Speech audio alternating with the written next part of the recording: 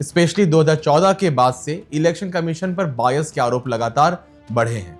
Opposition और civil society का एक बड़ा सेक्शन मानता है कि कमीशन अब गवर्नमेंट के प्रेशर में है और अपनी ऑटोनॉमी खो चुका है। चलिए इस एलिगेशन को एक एक कर समझते हैं। सबसे बड़ा एलिगेशन है इलेक्शन कमीशन की अपॉइंटमेंट प्रोसेस को लेकर। सालों तक कमिश्नर की अपॉइंटमेंट प्राइम मिनिस्टर की सलाह पर प्रेसिडेंट करते थे। अब प्रोसेस में ट्रांसपेरेंसी की कमी को देखते हुए मार्च 2023 में सुप्रीम कोर्ट ने अनूप बर्नवाल केस में एक हिस्टोरिकल फैसला दिया। कोर्ट ने कहा कि जब पार्लियामेंट कानूनी नहीं बनती, अपॉइंटमेंट एक 3 मेंबर कमेटी करेगी, जिसमें प्राइम मिनिस्टर, लोकसभा और लीडर ऑफ अपोजिशन और चीफ जस्टिस ऑफ इंडिया शामिल होंगे।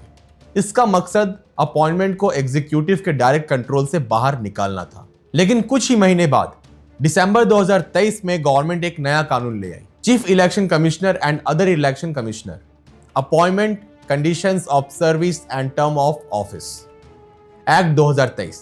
इस कानून ने सुप्रीम कोर्ट के सजेशन को पलट दिया।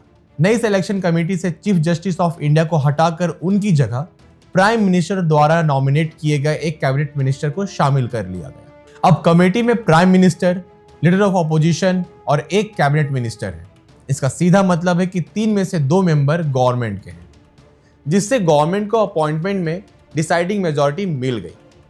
क्रिटिक्स का कहना है कि यह कदम इलेक्शन कमीशन की इंडिपेंडेंसी पर सबसे बड़ा अटैक है।